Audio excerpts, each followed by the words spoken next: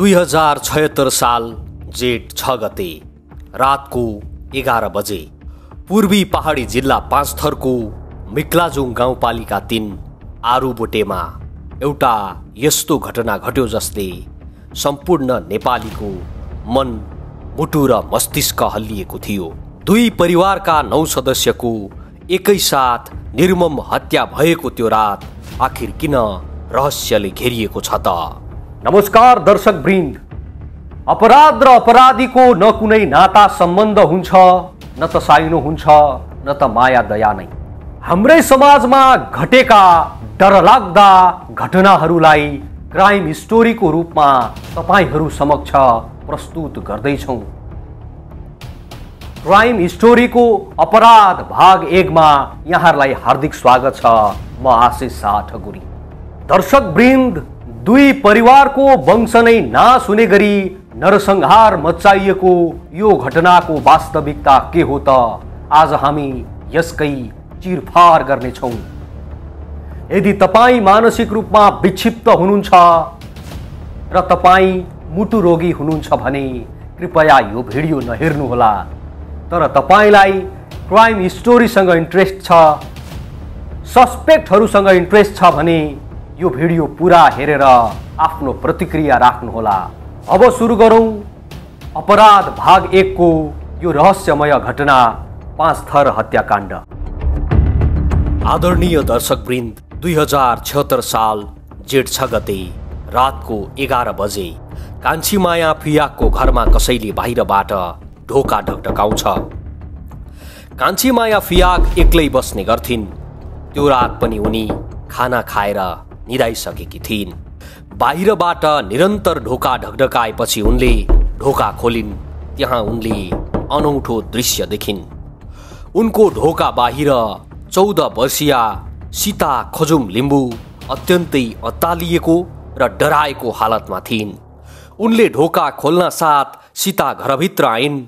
सीताको त्यो बेलाको हिलै भएको कपडा, दायाँ हातमा लागेको गहिरो चोट अनि बगिरहेको रगत देखेपछि अचम्मित हुँदै कान्छी मायाले सोधिन्। सीताले झट्टै जवाफहरू फर्काउन सक्ने अवस्थामा त थिइनन्, तर उनले जसो तसो एउटा मास्क लगाएर आएको मानिसले मेरो परिवारलाई आक्रमण गर्यो भनेपछि कान्छी माया एकदमै डराइन्। केही छिनपछि सीताले कान्छी मायालाई पानी मागिन्, तर कान्छी मायाले पानी सधैँ बाहिर राख्ने गर्थिन्। उनी बाहिर जानुको डरले सीतालाई पानी दिन सकिनन्। फेरि सीताले केही बेरमा उनको हातबाट धेरै रगत बगेकाले एउटा कपडाको टालो दिन भनिन्। कान्छी मायाको कपडा पनि सबै घर बाहिरै भएकाले कान्छी मायाले उनलाई आफूले लगाएकै कपडा खोलेर सीताको हातमा दिइन्। दर्शकवृन्द, त्यो परिस्थिति यति दर्दनाक थियो कि न त उनीहरू दुवैजनासँग फोन थियो, न त घर बाहिर गएर कसैलाई बताउन नै सक्थे। तसर्थ उनीहरूले भोलि बिहान भएपछि कोही गाउँलेकोमा गएर सहयोग माग्ने निर्णय गर्छन्। रातभर डर र त्रासले बित्छ सीता र कान्छी मायाको। भोलिपल्ट बिहान करिब 5 बजेतिर उनको घरमा कोही गाउँले आइपुग्छन्। उनको सहायतामा स्वास्थ्य चौकी र प्रहरीलाई पनि जानकारी गराइन्छ। प्रहरी आउनुभन्दा अगाडि नै मिक्लाजुङ गाउँपालिकाका अध्यक्ष घटनास्थलमा पुगिसकेका थिए। गाउँपालिका अध्यक्ष पुगेको धेरै पछि मात्रै प्रहरीहरू त्यहाँ पुगेका थिए। रातभर पानी परेकोले र कच्ची बाटो भएका कारण प्रहरीलाई पनि त्यो स्थानसम्म पुग्न धेरै समय लाग्यो। जब प्रहरीले सीताको घरमा खोज तलास सुरु गर्छ, त्यति बेला उनीहरूले 4 जनाको शव फेला पार्छन्। त्यो शवहरूमध्ये 74 वर्षीय बमबहादुर फियाक, उनकी पत्नी 71 वर्षीय फुर्सी फियाक, उनीहरूकी कान्छी छोरी मनकुमारी फियाक र उनीहरूकी नातिनी 12 वर्षकी आशिका खजुम रहेका थिए। यो घटना अझै रहस्यमय बन्दै थियो किनकि गाउँपालिका अध्यक्षले बमबहादुरको माइला ज्वाइँ धनराज शर्मालाई जानकारीका लागि फोन गरे, तर धनराजको फोन उठिरहेको थिएन। त्यसपछि अध्यक्षलाई पनि यो घटना र परिस्थितिप्रति शङ्का लाग्न थाल्यो। कतै धनराजको घरतर्फ पनि केही नराम्रो घटना त घटेन भनेर सम्पूर्ण टोलीसहित धनराजको घरतर्फ अघि बढे।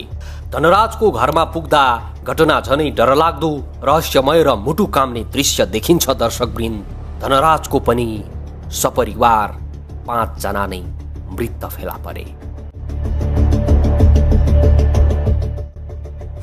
एक पटक सोच्नुस् त दर्शकवृन्द, एकजनाको शव फेला पर्दा हामीलाई कस्तो हुन्छ। त्यहाँ त एक होइन, 2 होइन, 9 जनाको विवत्स हत्या गरिएको अवस्थामा, त्यो पनि 2 ठाउँमा शव फेला परेको थियो, 2 सपरिवारकै। 5 वटा शवहरू थियो। 41 वर्षीय धनराज शर्मा, उनकी पत्नी 37 वर्षकी जस्मिता फियाक, साथै उनकी 3 जना छोरीहरू 13 वर्षकी योबना शर्मा, 8 वर्षकी मुना शर्मा र 6 वर्षकी एक्सा शर्माको। दर्शकवृन्द, यो घटना यति दर्दानक र मुटु कमाउने थियो कि सबैजनालाई धारिलो हतियार प्रयोग गरी शरीरको प्राय हात, छाती, अनुहार लगायत सबै ठाउँमा अत्यन्तै क्रूर र अमानवीय तरिकाले छिया हुने गरी काटेर मारिएको थियो। धारिलो वस्तुले यति हानिएको थियो कि शरीरका खुट्टाहरू, कतिपय हड्डीहरू, हातहरू पनि छिनेको अवस्थामा थियो। यो घटना आम नागरिकका लागि त डरलाग्दो थियो नै, त्यहाँ अनुसन्धानमा खटिएका अनुसन्धान अधिकृत र प्रहरीहरूकै लागि पनि नौलो, अनौठो र डरलाग्दो थियो।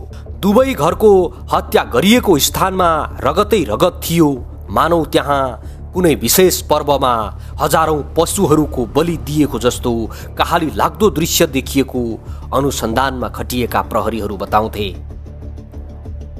उनीहरूले बताए अनुसार कसैले ठुलै दुश्मनीका कारण अत्यन्तै क्रूर भएर, धेरै रिसाएर, आवेगमा जता पायो त्यतै प्रहार गरी हत्या गरिएको जस्तो देखिन्थ्यो। अत्यन्तै क्रूर र डरलाग्दो घटनाको अनुसन्धानका लागि आरू बोटेको प्रहरीले मात्रै सम्भव देखिँदैन थियो। त्यसका लागि जिल्ला प्रहरी कार्यालय 5 थर र झापाबाट समेत ठूलो संख्यामा प्रहरीहरू साथै सीआईबी सहितको एक विशेष टोली पठाइयो। सीआईबी को टोलीले घटनास्थलसम्म पुगेर सबुतहरू संकलन गर्यो। सीआईबी आएपछि सबै शवहरूलाई पोस्टमार्टमका लागि BP Koirala memorial Dharan Ghopa camp पठाइयो। यो घटनाको अनुसन्धान बिस्तारै अघि बढिरहेकै थियो। अनुसन्धानको क्रममा प्रहरीले भागेर बाँच्न सफल भएकी सीतालाई सोधपुछ गर्न थाल्यो। सीताको भनाइ अनुसार त्यो हत्या हुनु अगाडिको साँझमा सबैजना खाना खाई आफ्नो ओछ्यानमा गइसकेका थिए। जम्मा 2 कोठाको घरमा एउटा कोठामा घरका सम्पूर्ण महिला सदस्यहरू सुतिसकेका थिए भने उक्त दिन बम बहादुर फियाक बाहिर आँगनमा सुत्न गएका थिए। सबै ठिकै चल्दै थियो। त्यतिकैमा करिब 10:30-11 बजेतिर अनुहारमा पट्टी लगाएको मान्छे आयो र सबैजना सुतिरहेकी अवस्थामा धारिलो हतियार प्रहार गर्न थाल्यो भनेर बयान दिएकी थिइन्। हत्याको विषयमा कुनै एक युट्युब च्यानलको अन्तर्वार्तामा हत्याराले घरको सबै बत्तीहरू बन्द गरी टर्च लाइट बालेर मान्छे हेर्दै फेरि टर्च लाइट मार्दै खुकुरी प्रहार गरेको भनिएको छ।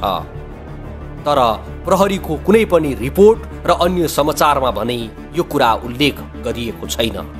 हत्याराले पालै पालो घरका सदस्यहरूलाई आक्रमण गरिरहँदा सीता भने बिस्तारै चालमा त्यहाँबाट भाग्न सफल भइन् र छिमेकी कान्छी मायाको घरसम्म पुगिन् र आफ्नो ज्यान बचाउन सफल भइन्। त्यो रातको अँध्यारो अनि पानी परिरहेको साथै बाटो पनि चिप्लो भएका कारण आत्तिएर दौडिएको बेलामा लडेर सीताको हातमा चोट लागेको थियो। दर्शकवृन्द, अर्कोतर्फ प्रहरीहरू अनुसन्धानकै क्रममा थिए।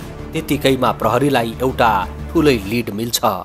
त्यो लिड के थियो भने बम बहादुरको कान्छा ज्वाइँ मान बहादुर माखिमले उनीहरूको 2 परिवारलाई नै खानामा सिसाको धुलो मिसाएर दिएको जानकारी प्राप्त गर्छ। त्यसपछि प्रहरीले अझ आफ्नो अनुसन्धानको घेरा बढाउँछ। प्रहरीले गाउँलेहरूलाई समेत कडा निगरानीमा राखी सोधपुछ गर्छ। त्यसै क्रममा प्रहरीले अर्को कुरा पनि थाहा पाउँछ कि बम बहादुरको कान्छा ज्वाइँ मान बहादुर र कान्छी छोरी मनकुमारीको सम्बन्ध खासै राम्रो थिएन। केही समयदेखि नै उनीहरूको सम्बन्ध बिग्रिएको थियो भन्ने कुरा प्रहरीले थाहा पाउँछ। त्यसपछि प्रहरीको अनुसन्धानको सुई मान बहादुर तर्फ नै तिर्सिन थालिसकेको थियो। दर्शकवृन्द, घटनामा फेरि देखा पर्छ अर्को ट्विस्ट। यो हत्याकाण्ड भएको करिब 1.5 किलोमिटर पर मिक्लाजुङ गाउँपालिका 8 लिम्बा गाउँमा एउटा लास मलेदोको रुखमा झुन्डिएको अवस्थामा छ भनेर प्रहरीलाई खबर पुग्छ। प्रहरी पनि त्यो झुन्डिएको लास भएको स्थानमा पुग्छ। त्यो लास अरू कसैको नभएर बम बहादुरका कान्छा ज्वाइँ मान बहादुर माखिमको हुन्छ। यो घटना यति भयानक बन्दै जान्छ कि प्रहरी आफै चकित पर्न थाल्छ। दर्शकवृन्द, प्राइम सस्पेक्टका रूपमा रहेका मान बहादुर माखिमको पनि झुन्डिएको अवस्थामा लास फेला परेपछि अब यो घटना झनै दर्दानक, झनै रहस्यमय बन्दै गइरहेको छ। प्रहरीको अनुसन्धान कतातर्फ सोझिएला, प्रहरीले अब कस्तो सुईहरू चाल्ला र प्रहरीको अनुसन्धानले के कस्ता वास्तविकताहरू बाहिर ल्याउँछ होला। अबको प्रसङ्ग यही विषयमा केन्द्रित रहनेछ। दर्शकवृन्द, झुन्डिएको लास वरपर खान तलासी सुरु हुन्छ। मान बहादुर माखिम झुन्डिएको 200 मिटर पर प्रहरीले एउटा झोला, फोन, रगत लतपतिएको कपडाहरू र एउटा खुकुरी फेला पार्छ। भेटिएका सबै सामानहरूलाई प्रहरीले फरेन्सिक ल्याबमा र मान बहादुरको लासलाई पोस्टमार्टमका लागि पठाउँछ। प्रहरी अनुसन्धान अझ गम्भीर बनाउनु पर्ने र अनुसन्धानको घेरा बढाउनु पर्ने भएपछि प्रहरीले तालिम प्राप्त कुकुरलाई नै घटनास्थलमा ल्याएर अनुसन्धान गर्छ। तर कुकुरले पनि कुनै ठूलो समूहद्वारा घटाइएको घटना जस्तो संकेत गर्दैन। रहस्यमय बनेको यो घटनामा सबै गाउँलेहरू पनि डराएका थिए भने प्रहरी पनि अनुसन्धानमै थियो। एउटा साधारण कृषक परिवारका थिए बम बहादुर र धनराज। उनीहरू दुवैसँग न त धेरै धनराशि थियो न त उनीहरू झगडालु स्वभावका नै थिए। आखिर किन यसरी वंश नै नाश हुने गरी दुवै परिवारको अस्तित्व मेटाइयो त? बम बहादुर फियाककी जम्मा 4 छोरी मध्ये जेठी र साइली छोरी विवाह भएर अलि टाढै गएका थिए। माइली छोरी जस्मिता धनराज शर्मासँग विवाह गरेर नजिकै थिइन् भने कान्छी छोरी मनकुमारी चाहिँ विवाह गरेर गए पनि श्रीमान मान बहादुर माखिमसँग सम्बन्ध राम्रो नभएपछि माइतीमा नै बस्दै आएकी थिइन्। साइली छोरी जस्मिताको 3 छोरी र 1 छोरा थिए। उनको छोरीहरूलाई चाहिँ काममा सहयोग पुग्छ भनेर माइतीमै राखेकी थिइन्। घटनाको 1 महिना अघि आफ्नो 3 छोरीलाई नै आफ्नै घरमा बोलाएकी थिइन् जस्मिताले। तर उनकी 3 छोरी मध्ये 1 छोरी मात्रै घर गइन्। 2 छोरी मावला हजुरबुवाकै घरमा थिए। तिनै मध्ये 1 जना सीता मात्रै भागेर बाँच्न सफल भएकी थिइन्। प्रहरीले मान बहादुरको फोन कल डिटेल्सहरू जाँच गर्न थाल्छ। दर्शकवृन्द, अनुसन्धानबाट पत्ता लाग्छ कि उनले आत्महत्या गर्नु अघि 1 जना साइनोले भतिजो पर्ने नेलकम भन्ने व्यक्तिलाई बिहान 5 बजे फोन गरेको खुल्न आउँछ। त्यसपछि सुरु हुन्छ साइनोले भतिजो पर्ने नेलकमको बयान। नेलकमको बयानले झनै घटनालाई रहस्यमय बनाउँदै थियो। यस्तो थियो पुरा बयान। मेरो नाम नेलकम माखिम हो। मान बहादुर नाताले मेरो काका पर्नुहुन्छ। आफ्नै काका होइन, खलकको। गैराती आरुबोटेमा जुन घटना भयो त्यो काकाको ससुराली घर हो। काकाको घर वडा नम्बर 7 मा पर्छ। म वडा नम्बर 6 मा बस्छु। घरसँगै नभए पनि उहाँसँग भेटघाट र कुराकानी भने भइरहन्थ्यो। काकाको शव वडा नम्बर 7 र 8 को सिमानामा पर्ने झोलुङ्गे पुलको पारी मलेदोको बोटमा झुन्डिएको छ। हामी वारी छौँ वडा नम्बर 7 तर्फ। काका र काकी मनकुमारी फियाक, जसको गैराती हत्या भयो, उहाँहरू बीच पछिल्लो समय राम्रो सम्बन्ध थिएन। काकी माइतीमै बस्नुहुन्थ्यो। गत वर्ष साउनमा उहाँहरूको झगडाको केस प्रहरीसम्म पनि पुगेको थियो। म पनि गएको थिएँ। मिलापत्र गरेर विवाद टुङ्ग्याइएको थियो। त्यसयता उहाँहरूको डिभोर्सको प्रक्रिया अघि बढेको थियो। काकीले सम्पत्ति सहितको डिभोर्स माग्नु भएको थियो। काका पनि डिभोर्स दिन तयार हुनुहुन्थ्यो, तर सम्पत्ति भने दिन चाहनु भएको थिएन। सायद यही विषयमा उहाँहरू बीच खटपट भइरहन्थ्यो। काका काकीको डिभोर्सको मुद्दा जिल्ला अदालतमा छ। उहाँहरू तारिख धाइरहनुहुन्थ्यो। झगडाको खास कारण त थाहा भएन, तर काकीको माइतीतर्फ दाजुभाइ हुनुहुन्न। त्यसैले काकीले माइतीमै घर ज्वाइँ बस्नुपर्छ भनेर भन्नुभएको जस्तो लाग्छ। काकी माइतीमै बस्ने, घर नआउने भएपछि उहाँहरूको सम्बन्ध राम्रो हुन सकेन। काका विदेश पनि बसेर आउनु भएको हो। पछिल्लो 2 वर्ष यता भने उहाँ घरमै हुनुहुन्थ्यो। उहाँसँग पछिल्लो 1-2 दिन यता भेट पनि भएको थिएन। आज राति 81 मलाई फोन आयो। रातको करिब 3 बजे फोन गर्नुभएको काकाले मलाई भन्नुभयो, मेरो पुरानो रोग बल्झियो, म उपचारका लागि झापा झरेको छु। औषधि खानका लागि मलाई 5000 चाहियो। भाइ आउँछ, उसलाई 5000 दिएर पठाइदे। मैले हुन्छ पठाइदिउँला भनेर फोन राखेँ। अहिले उहाँ यस्तो अवस्थामा भेटिनुभयो। बुबा आमा बुढो भइसक्नु भएको छ। 75-76 वर्षको। उहाँका 2 भाइ छन्, 1 बहिनी पनि छन्। उनको विवाह भइसके पनि माइतीमा नै छिन्। 2 दिदीहरू विवाह भएर गइसक्नु भएको छ। आर्थिक अवस्था एकदमै कमजोर छ। गाउँको जग्गा जमिन कति आउला र सर? बेच्दा बढीमा 4 लाख जति आउला। यो थियो नेलकमको बयान। दर्शकवृन्द, यो घटना कुनै एक्लो व्यक्तिले गर्न सम्भव नै नहुने धेरैजसो स्थानीय गाउँलेहरूले जिकिर गरिरहेका थिए। अनुसन्धानले भने अब सबुत प्रमाण, फरेन्सिक रिपोर्ट, खुकुरीमा भएको फिङ्गर प्रिन्ट आदिले घटनामा मानबहादुर नै संलग्न भएको कुरा इङ्कित गरिरहेको थियो। उनको झोलामा र कपडामा लतपतिएको रगत पनि हत्या भएको परिवारका सदस्यहरूसँग मेल खाएको थियो। साथै माखिमले प्रयोग गरेको मोबाइल पनि त्यस समयमा घटनास्थल आसपास नै लोकेसन देखिएको 5 थर प्रहरी प्रमुख डिएसपी नरेन्द्र कुँवरको टोलीले पत्ता लगाएको थियो। स्थलगत अनुसन्धानमा फेला परेका प्रमाणलाई आधार मान्दा माखिमकै मात्र संलग्नता देखिएको समेत कुँवरको भनाइरहेको थियो। आखिर किन हत्या गरे त मानबहादुरले? अध्ययन प्रतिवेदन र स्थानीयसँगको सोधपुछमा मानबहादुरले पहिलेदेखि नै डिप्रेसनको औषधि खाने गरेको पत्ता लाग्यो। मनकुमारीसँग विवाह गर्नुभन्दा अघि 3 वर्ष वैदेशिक रोजगारीको सिलसिलामा मलेसियामा बसेर आएका थिए। मलेसियाबाट आएर 2068 सालमा मनकुमारीसँग विवाह भएको थियो। कसरी सुरु भयो त मानबहादुर र मनकुमारीको सम्बन्धमा खटपट? उनीहरूको विवाह भएको 2 वर्षपछि जुम्ल्याहा सन्तानको रूपमा 2 छोरीको जन्म भयो। तर एक छोरीको अस्पतालमै र अर्की छोरीको घर ल्याएपछि निधन भएको थियो। अनेकौं पीडामा रहेको यो जोडीलाई आर्थिक समस्याले पनि अप्ठ्यारो पार्न थालिसकेको थियो। त्यसपछि मानबहादुर फेरि कतार गए। तर कतार गएपछि 2 वर्षसम्म न त मनकुमारीलाई पैसा नै पठाए, न त राम्रोसँग कुराकानी नै गरे। बिस्तारै उनीहरूको बोलचाल समेत बन्द भएको थियो।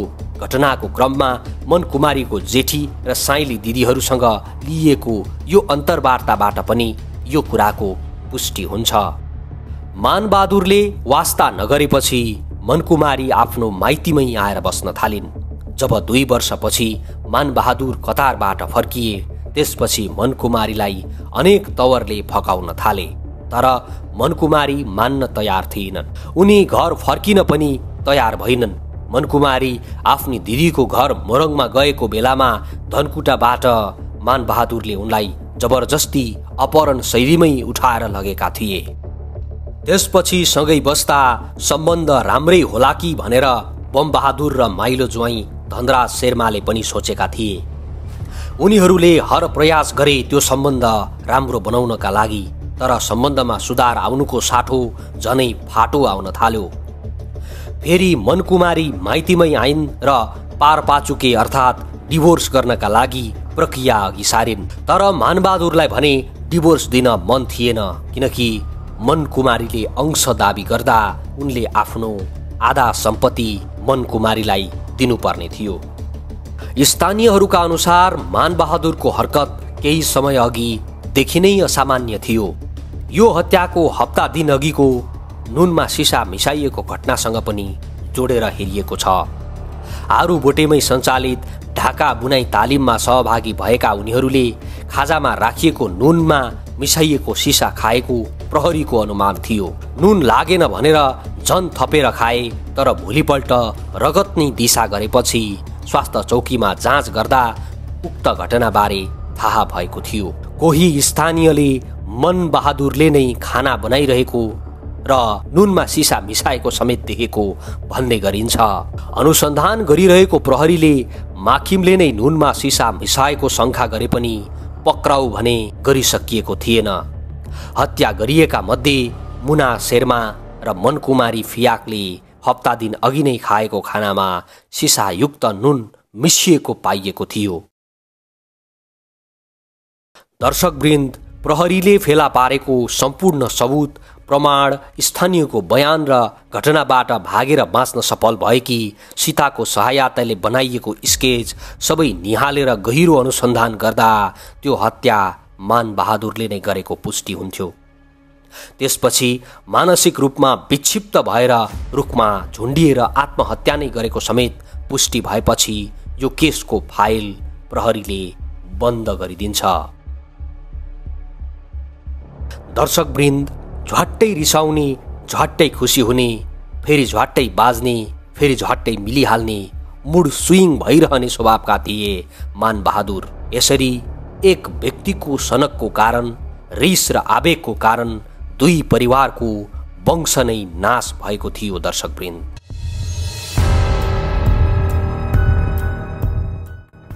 दर्शकवृन्द, मानसिक रूपमा विक्षिप्त रहेको एक व्यक्तिले दुई परिवारको वंश नै नाश हुने गरी मचाएको यो नरसंहार साधारण नरसंहार होइन। प्रहरीले बेलैमा मान बहादुर माखिमलाई सिसा खानामा मिसाएर खुवाकै बखत अनुसन्धानमा तानेको भए यो दुई परिवारका सदस्यहरू आजसम्म पनि हाँस्दै खेल्दै जिरहेका हुन्थे। प्रहरीका केही ढिलाइ र एक व्यक्तिको मानसिक रोगका कारण आज 9 जना यो संसारमै छैनन्। दर्शकवृन्द, हजुर, आजलाई क्राइम स्टोरीको अपराध भाग 1 यति नै। अर्को साता यस्तै विशेष डरलाग्दो र भयानक घटनाको चिरफार लिएर उपस्थित हुने बाचा गर्दै म आशिष ठकुरी बिदा माग्छु। जहाँ हुनुहुन्छ, जस्तो अवस्थामा हुनुहुन्छ, सुरक्षित रहनुहोला र हाम्रो भिडियो कस्तो लाग्यो आफ्नो विचार कमेन्टमा राख्न नबिर्सिनुहोला। नमस्कार, जय नेपाल।